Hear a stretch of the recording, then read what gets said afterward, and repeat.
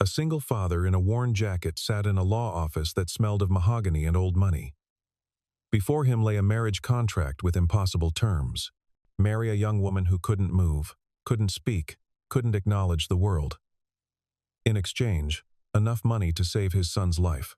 He picked up the pen, hand trembling as he signed. He had no idea that signature would lead him somewhere no contract could predict. Daniel Reed had been a mechanic for 15 years, building a quiet life with calloused hands and honest work.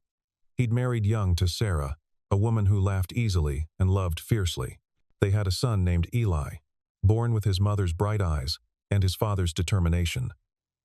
For several years, life had been unremarkable in the best way.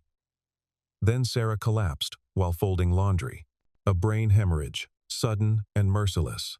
She was gone before the ambulance arrived. Daniel became a single father overnight. He worked double shifts to keep their apartment.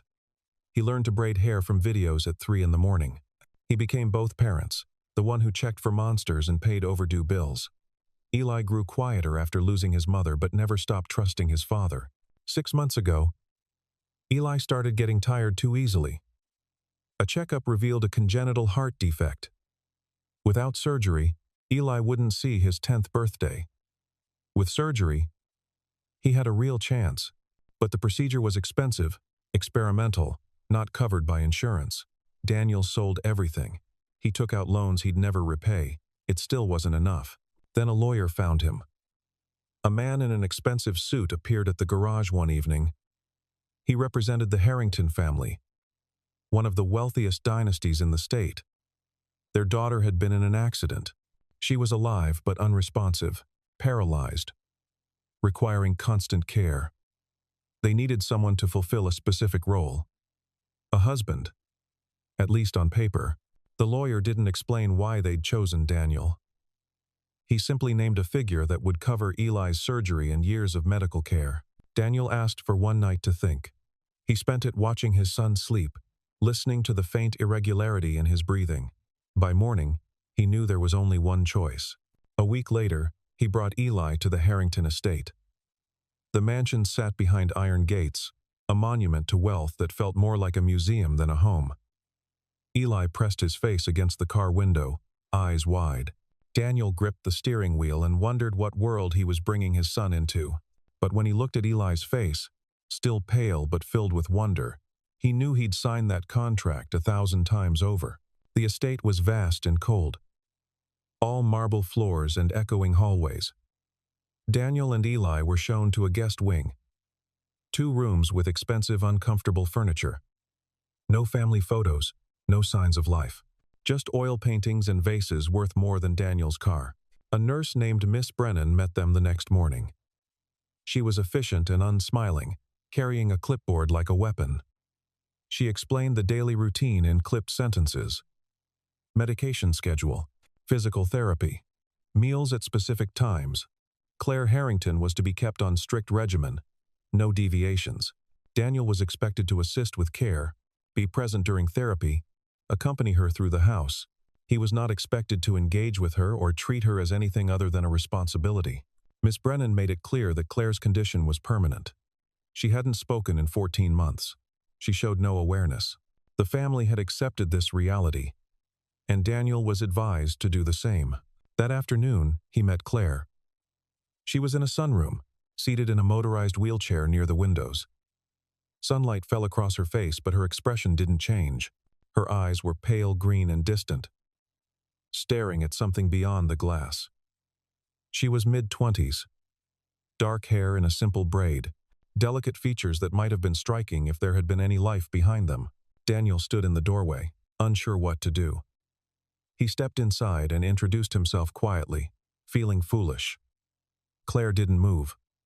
Machines monitoring her vitals beeped softly. He was about to leave when Eli slipped past him, ignoring the nurse's warning. The boy walked right up to Claire's wheelchair, tilting his head with open curiosity. He wasn't afraid. He just saw a person. Eli started talking. He told her about the drive, about the fountain, about a bird with bright red feathers. He asked if she liked birds. And then, Claire's eyes moved. Just a fraction. Just enough to shift her gaze from the window to the boy beside her. It lasted only a second before her eyes returned to that faraway place. But Daniel saw it. Claire Harrington wasn't gone. She was still in there, waiting, days folded into surreal routine. Every morning, Daniel woke at 6, helped Eli get ready, then reported to Claire's room. Miss Brennan supervised everything. Daniel learned to adjust the wheelchair, operate the lift, position her hands. He learned medication schedules and therapy protocols. He learned that Claire's eyes sometimes tracked movement, that her breathing changed when certain people entered, that her fingers occasionally twitched. The nurses insisted these were involuntary reflexes. Daniel wasn't sure. The house felt watchful and judgmental. Cameras in hallways. Staff appearing like ghosts. Daniel understood his role wasn't just to care for Claire. It was to perform the appearance of marriage, maintain the fiction that the Harrington family was doing everything possible. He didn't know why that fiction mattered. The only person who didn't notice the oppressive atmosphere was Eli. The boy adapted with surprising ease, exploring gardens, befriending the groundskeeper's dog, and every afternoon, Eli found his way back to the sunroom. He'd pull up a chair beside Claire and talk about everything and nothing. He showed her drawings. He read to her. He asked questions he didn't expect her to answer. One day, Eli brought a small potted plant he'd found dying in a corner of the greenhouse. He set it beside Claire's wheelchair and announced they were going to save it together. He asked her what it needed. Water? More sun? Claire said nothing. But Daniel watched as her eyes moved again. This time, they lingered on the plant, on Eli's face, on the sunlight. Her gaze sharpened, just for a heartbeat. That night, Daniel couldn't sleep. He thought about that look, about the way Claire's attention had focused. He thought about his son, who saw the world with a clarity adults had abandoned. Eli didn't see a paralyzed woman. He saw someone who needed help. Maybe the boy understood something the rest of them had missed. It started small. A change in Claire's gaze when Eli entered. A slight tension in her shoulders when footsteps approached. Daniel began noticing because he spent so much time in her presence. He noticed Claire's eyes followed Eli more consistently than anyone else. He noticed her breathing grew steadier when the boy read aloud.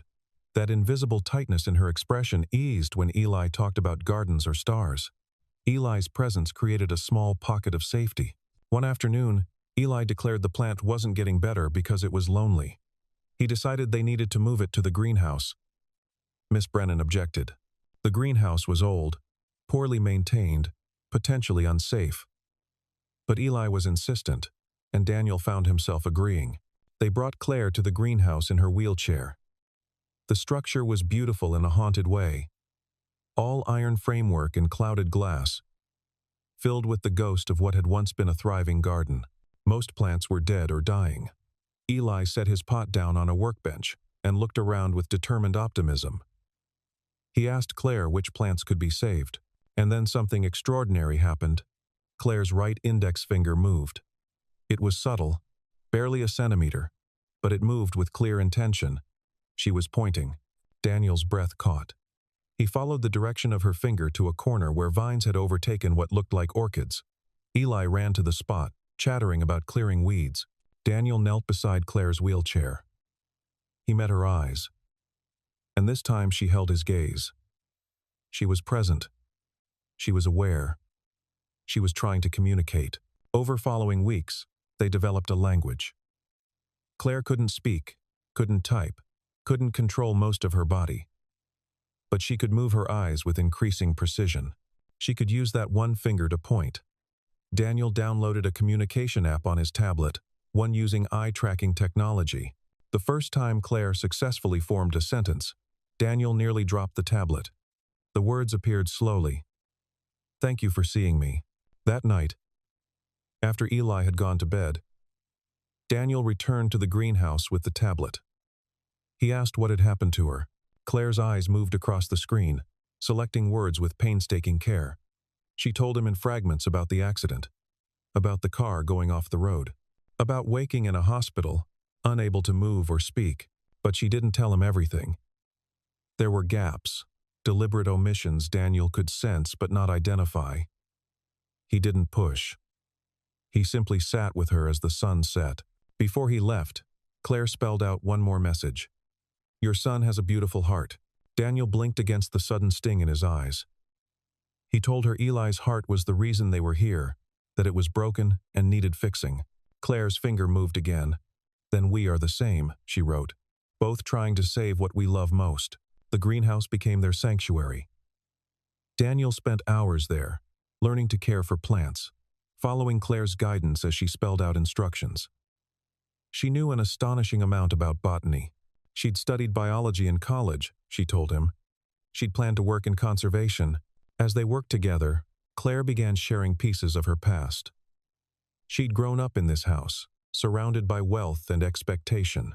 She'd had a brother, 2 years younger, who everyone agreed would make a better heir. Her brother's name was Marcus, and he'd been brilliant, charming, and utterly ruthless. The Harrington Corporation dealt in real estate development, buying land and transforming it regardless of environmental cost. Claire had opposed this, first quietly, then vocally. She'd fought with her father. She'd threatened to use her inheritance to fund conservation efforts that would contradict the family business. She'd become a problem that needed managing. Then came the accident. Claire's descriptions were sparse. She remembered arguing with Marcus. She remembered getting into a car. She remembered realizing they weren't driving toward her apartment but away from the city, toward mountain roads. She remembered Marcus behind the wheel, his face hard and determined. And then, impact, glass shattering, the world turning upside down. When she woke in the hospital 3 days later, Marcus was there. He sat beside her bed and explained how the official story would go. She'd been driving. She'd lost control. If she ever contradicted that story, if she ever suggested it had been anything other than tragic accident, the consequences would extend far beyond her. Business partners depended on the Harrington name. Employees' livelihoods hung in the balance. If she accused Marcus, if she tore the family apart with scandal, hundreds of people would suffer. So Claire had made a choice. She'd stayed silent. She'd let them believe she was too damaged to remember. She'd buried herself in that silence and waited for it to become real. But then Eli had walked into her room, unafraid and full of questions. And then Daniel had signed a contract that became the first genuine thing in her world in over a year. One evening, as they sat together in the greenhouse while Eli played with a stray cat, Claire spelled out a question. "Do you wish you'd never signed the contract?" He considered carefully. He thought about the weight of this place, the surveillance, the rigid protocols. But then he looked at Eli, laughing as the cat batted its string. He looked at Claire, her eyes bright with something that looked almost like hope. "No," he said quietly. "I don't wish that." Claire's response came slowly. "I'm glad, because you and Eli are teaching me what it means to want to be alive again." The text appeared on Claire's tablet late one night. "He's coming back." Daniel had been in the greenhouse, unable to sleep, when the notification chimed. He found her in her room, awake and rigid with tension. He read the message, then the second. "Marcus, my father called him home. He knows about you and Eli." Daniel felt something cold settle in his stomach. Marcus Harrington arrived 3 days later, driving up in a black sports car. He was handsome, tall, and well-dressed. With confidence that comes from never being told no, he found Daniel in the greenhouse. Marcus introduced himself with a handshake that lasted too long, his grip too firm. He looked around with obvious distaste. His smile didn't reach his eyes. He asked how his sister was doing. He asked if Daniel was finding the arrangement satisfactory. He asked about Eli, mentioning the boy's heart condition with casual knowledge that felt like a threat. Then he said, very calmly, that he hoped Daniel understood the temporary nature of this situation. Once Claire's condition stabilized, other arrangements would be made. The contract could be terminated early. The family was prepared to be generous. Daniel met Marcus's gaze and felt every instinct screaming that this man was dangerous. He said he'd signed a contract and intended to honor it. He said Claire seemed more responsive now, and that meant the current arrangement was working. Marcus's smile tightened. He mentioned how unfortunate it would be if Eli's medical care became complicated, if insurance claims were delayed. How tragic if the boy's condition worsened due to circumstances beyond anyone's control. The implication was crystal clear. Daniel had never been violent. But in that moment, he understood how rage could override reason. He took a step forward, placing himself between Marcus and the door. He said, very quietly, that if Marcus came near his son, there would be consequences no lawyer could negotiate away. Something flickered in Marcus's expression. Surprise, perhaps. Then the pleasant mask returned. Marcus left without another word. That night, Eli had nightmares. He woke crying, saying he'd dreamed about a man with cold eyes who wanted to take their family away. Daniel held his son and promised no one was going to separate them. The next morning, he found Claire in the greenhouse earlier than usual. She'd already typed out a message. "I won't let him hurt Eli. I promise you that." Daniel knelt beside her wheelchair. He asked how she planned to stop him when she couldn't even leave this chair without help. Claire's eyes moved to the screen. "By stopping him, the only way I know how. By telling the truth. By destroying everything he's built his life on, even if it destroys me too." Daniel looked up at her. He saw determination, and fear, and something else. He saw someone who'd decided survival wasn't enough anymore. Someone who'd found a reason to fight. "What do you need from me?" he asked. The answer appeared letter by letter.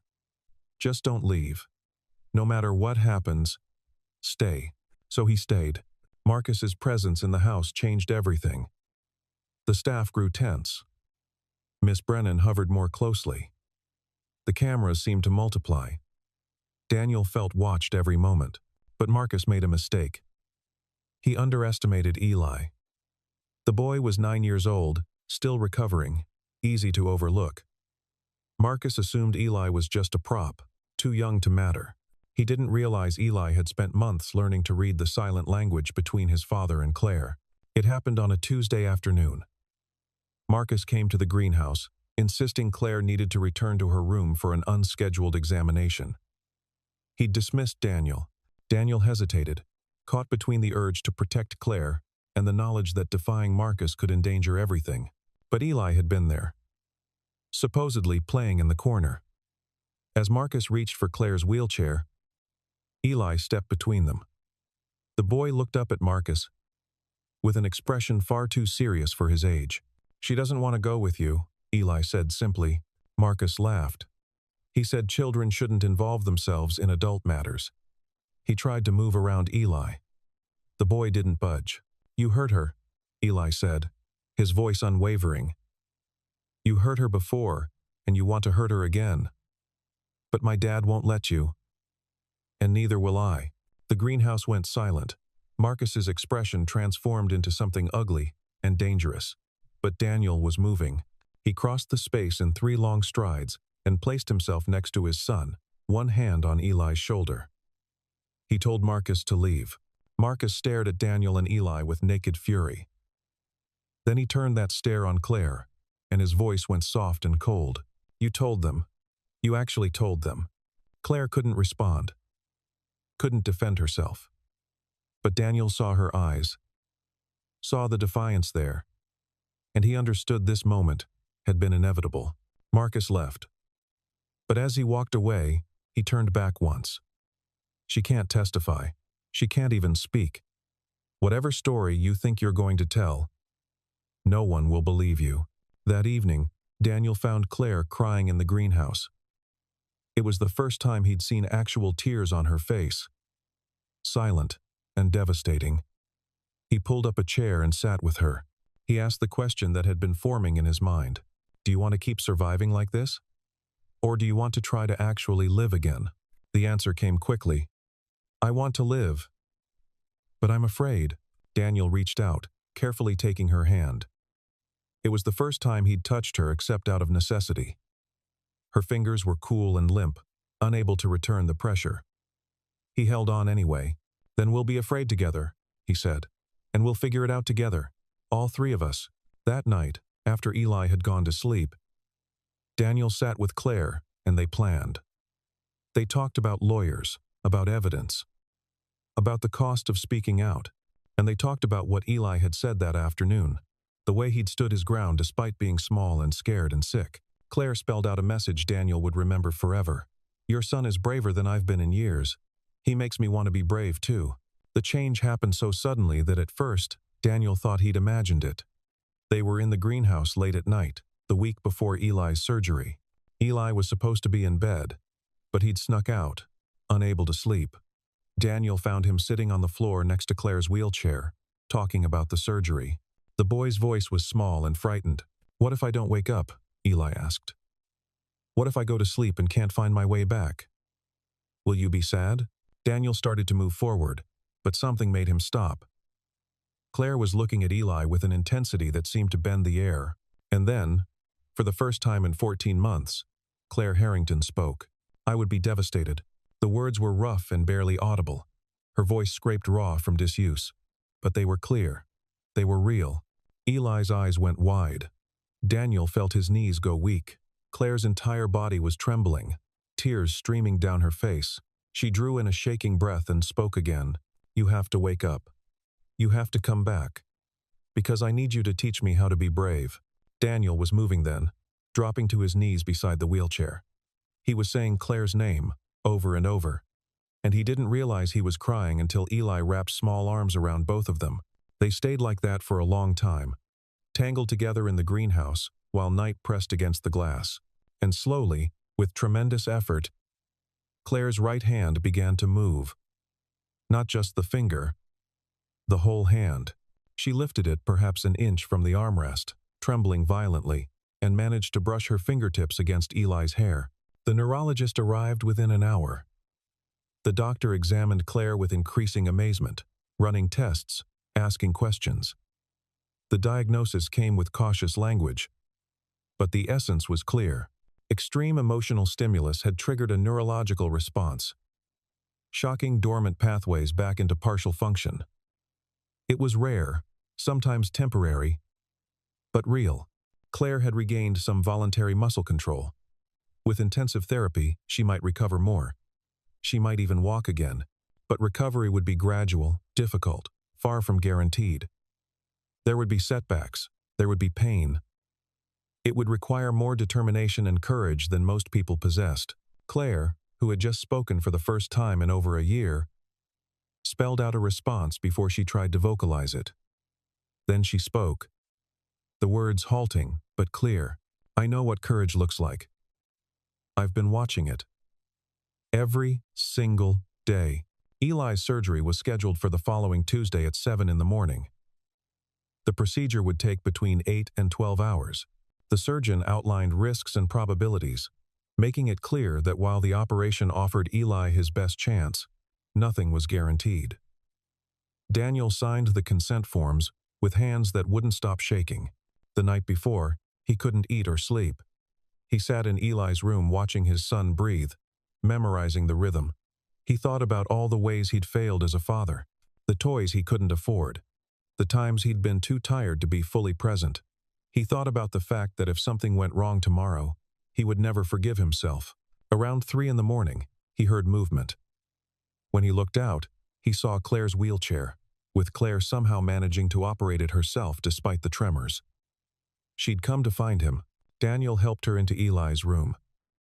They sat in silence for a while, just watching the boy sleep. Then Claire started talking, her voice still weak, but growing stronger. She told Daniel stories about the greenhouse, about plants she'd studied, about a trip to Costa Rica where she'd seen ecosystems that existed nowhere else. She told him about a tree that could live for thousands of years, about flowers that bloomed only once in a century, about the way life found a way to persist even in impossible conditions.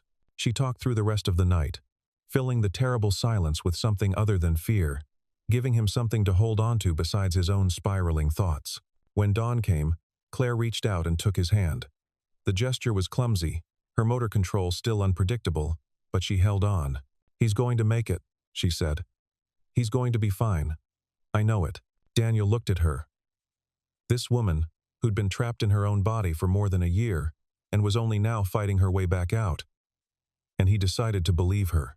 They brought Eli to the hospital together. Claire insisted on coming despite the challenges. She sat in her wheelchair in the pre-op room, holding Eli's other hand while the nurses prepared him. When they came to take Eli back, the boy looked at both of them with eyes too old for his face. "If I don't come back," he started, but Daniel cut him off. "You're coming back," Daniel said fiercely. "You're coming back because you promised to help Claire with the orchids. She can't do it without you." Eli looked at Claire. She smiled at him, and it was the first time Daniel had seen her smile. It transformed her entire face. "I'll be right here," she told Eli. "The whole time. I'm not going anywhere." They took Eli away. Daniel watched the doors close and felt something inside him break open. The waiting room was sterile and impersonal. Daniel sat in an uncomfortable chair and tried to pray despite not having prayed in years. Claire stayed beside him, occasionally reaching out to touch his arm. Hours passed. 6, then 7, then 8. The surgeon had said they'd receive updates, but none came.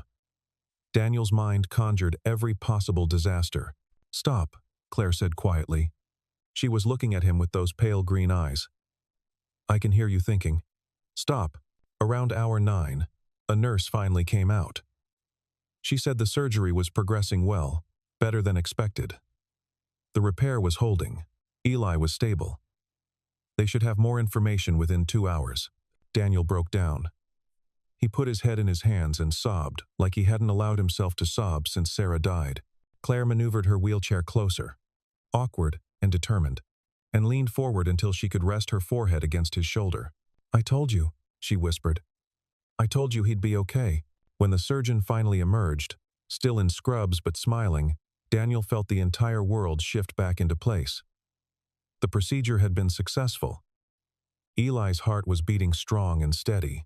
He was in recovery, still unconscious, but stable. Daniel thanked the surgeon, tried to form coherent sentences, and mostly failed. When the man walked away, Daniel turned to Claire and did something he hadn't planned. He pulled her into his arms, careful of all the equipment, mindful of her limited mobility, and held her while she cried. When they finally pulled apart, Claire looked up at him with red-rimmed eyes and said, "Now it's my turn." They let them into the recovery room 40 minutes later. Eli was tiny in the hospital bed, surrounded by monitors, but his color looked better than it had in months. Daniel sat beside him, holding his son's hand, whispering that he'd done so well, that it was over now. Claire stayed in her wheelchair at the foot of the bed.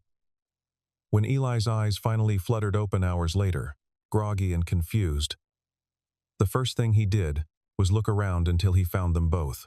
"You stayed," he mumbled. Claire smiled. "I promised, didn't I?" Eli smiled back, then drifted back to sleep. The nurse said he'd be in and out of consciousness for the next several hours, that it was normal. She suggested Daniel get some rest. He refused. He wasn't leaving. Claire reached out and touched his arm. "I'm not leaving either," she said. So they stayed. Through that day and into the night. Through the next morning when Eli woke more fully. Through the parade of doctors and nurses. They stayed while Eli proved to everyone that his heart was finally, truly fixed. 3 days after the surgery, when Eli was awake and alert, Claire asked if she could talk to Daniel alone. They went to a small consultation room. Claire had been working with physical therapists every day, and her improvement was remarkable. She could move both arms now. She could turn her head. She could curl her fingers. She still couldn't walk. Probably wouldn't for months if ever. But she was fighting for every inch. In the consultation room, she looked at Daniel with an intensity that made him nervous. "I need to testify," she said. "I need to tell the truth about what Marcus did. And I need to do it now, before he has time to prepare." Daniel had known this was coming. But hearing Claire say it out loud made it real. "Your family will disown you," he said. "They'll fight back. They'll make it ugly." Claire nodded. "I know. I'll lose my inheritance. I'll probably lose the Harrington name entirely, but I'll get to keep my voice."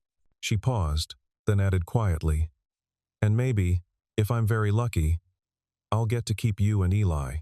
Daniel felt something catch in his chest. They hadn't talked about what happened after. They'd been so focused on surviving from one day to the next. "Claire," he started. But she shook her head. "You don't have to say anything. I know this started as a transaction, but I need you to know that you saved my life. Both of you. You saw me when no one else could.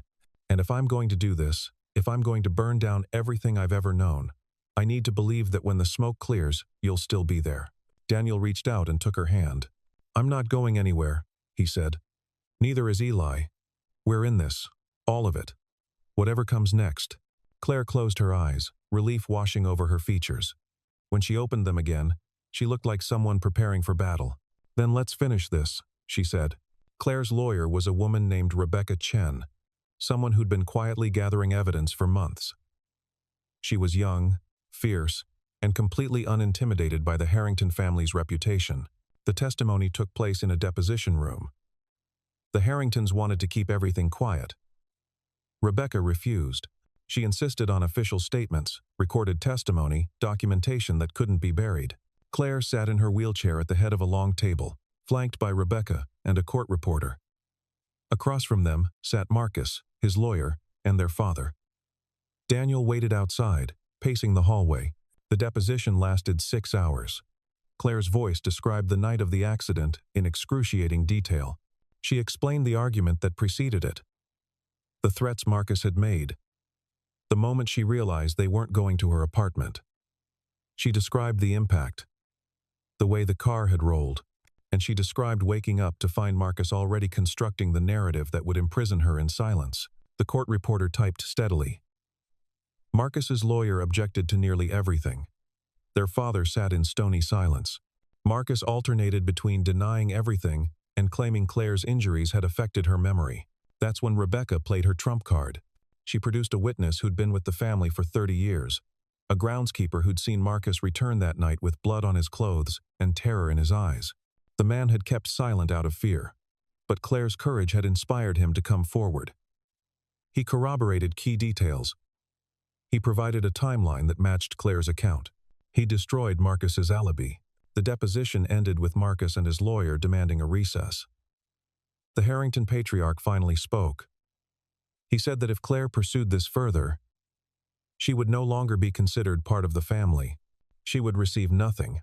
Claire met her father's eyes and said, simply, "Good." The aftermath was brutal. Within 48 hours, the Harringtons had mobilized their legal team, their PR consultants, their network of allies. Stories began circulating that Claire was mentally unstable, that she was being manipulated by a con artist who'd married her for money. The tabloids had a field day. Daniel's face ended up on gossip websites, his entire history scrutinized and twisted. Eli's medical records were somehow leaked. It was character assassination on a grand scale. Claire handled it better than Daniel did. She'd expected this. She gave one carefully crafted statement to the press, then refused all further interviews. Rebecca Chen built her case brick by brick. She found other witnesses. She obtained medical records showing inconsistencies in the official accident report. She demonstrated that Claire's injuries were more consistent with being in the passenger seat than the driver's seat. And she established that Marcus had recently increased his life insurance policy on Claire. The case never made it to trial.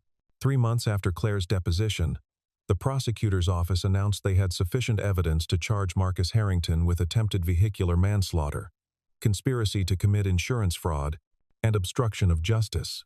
Marcus accepted a plea deal. He would serve 4 years in a minimum security facility, a sentence that felt insultingly brief but was the best the system would offer. The Harrington Corporation settled with Claire privately, offering a substantial sum in exchange for her silence about the company's knowledge of events. Rebecca advised her to take it. The money was about Claire having resources to build a new life. Claire signed. And just like that, she was free.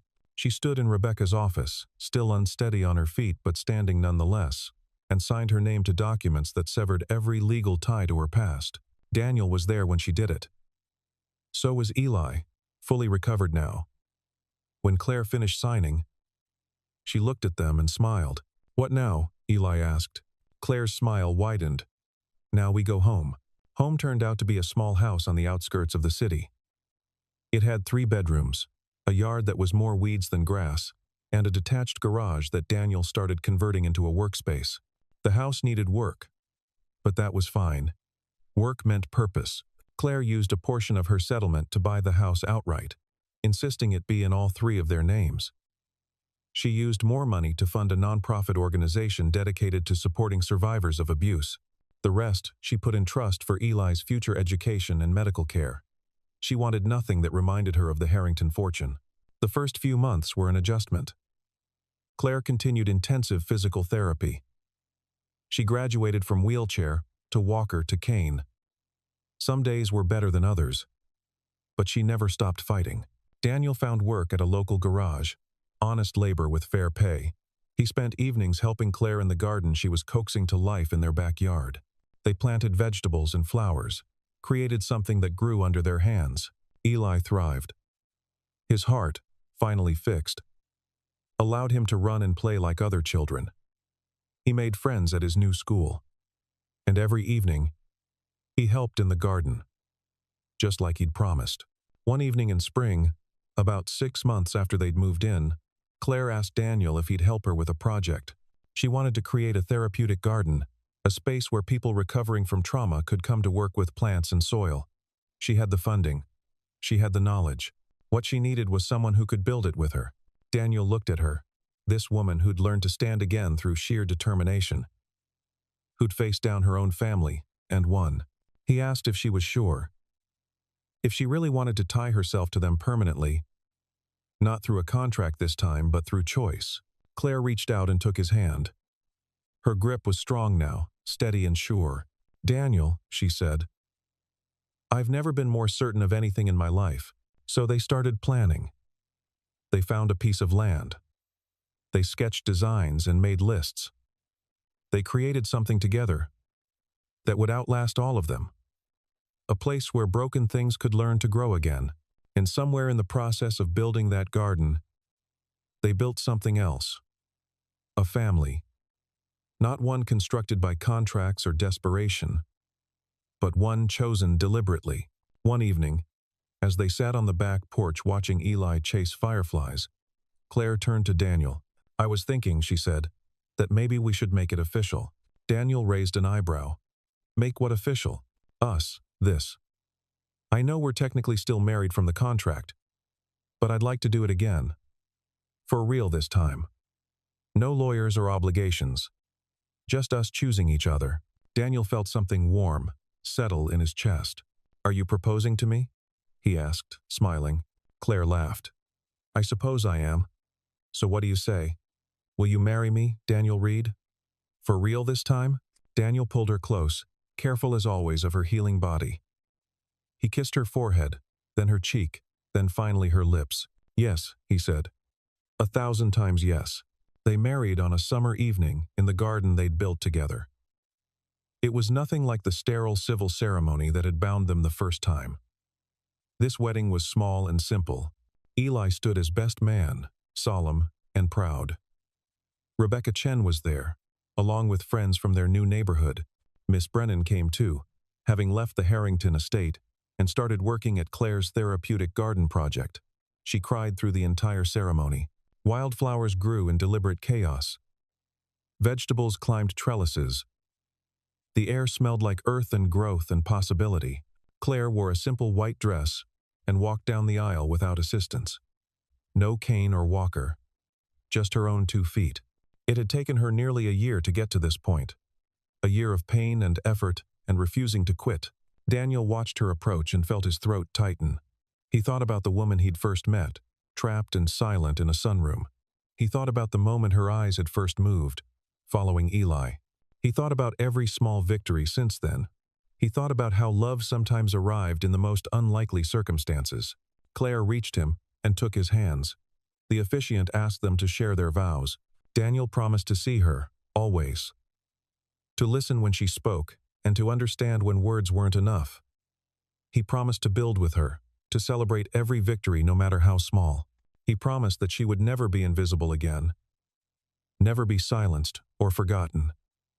And he promised to love her, not despite everything they'd been through, but because of it. Claire's vows were simpler. She promised to keep fighting, to keep growing, to never take for granted the gift of having people who believed in her. She promised to be a partner to Daniel and a mother figure to Eli, and she promised to love him with everything she had, which might not be perfect but would always be real. They exchanged rings. Not the ones from the contract, but new ones they'd chosen together. Simple gold bands. Solid and enduring. When the officiant pronounced them married, Eli cheered so loudly that everyone laughed. Daniel kissed his wife, really his wife now, and felt something fundamental shift into place. This was what wholeness felt like. Not the absence of scars, but the presence of healing. As evening turned to night, Eli convinced everyone to help release fireflies they'd captured in jars. He'd read somewhere that releasing fireflies was supposed to bring good luck. Claire and Daniel stood together, each holding a jar, and on the count of 3 they opened the lids. Light spilled out into the darkness. Dozens of tiny glowing creatures rising into the warm summer air. Eli stood between them, his face tilted up to watch the fireflies spiral higher. "I wish we could stay like this forever," he said. Claire reached down and ruffled his hair. "We're a family now. That doesn't have an expiration date. No contracts, no conditions. Just us, for as long as we choose each other." Eli looked up at her. "So we'd choose each other forever?" "Forever," Claire agreed. They stood there together, watching lights dance in the darkness. Behind them, the small house glowed warm and welcoming. Around them, the garden they'd built continued its quiet work of growing, and above them, the fireflies rose higher, carrying their light into the night. Proof that even the smallest things, if brave enough to glow, could illuminate the darkness. Proof that broken things could be healed. Proof that love, when built on choice rather than obligation, could transform everything it touched.